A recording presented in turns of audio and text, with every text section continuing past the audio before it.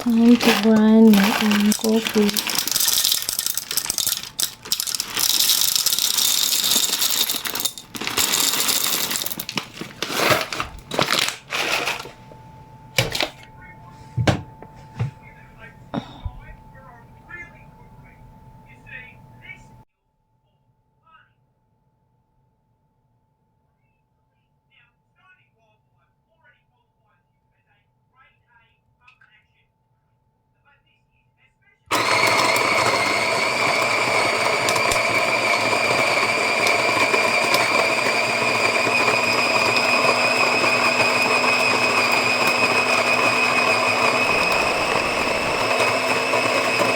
Ito na siya mga lalabs.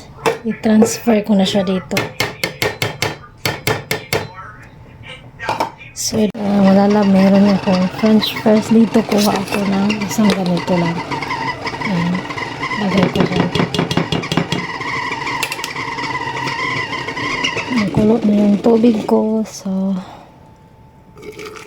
ibuhos ko na dito sa aking french fries.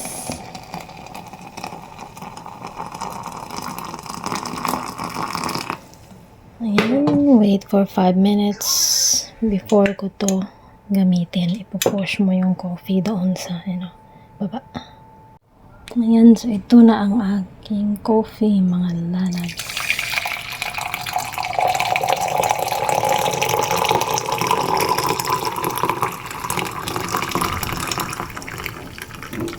Thank you for watching. Bye-bye.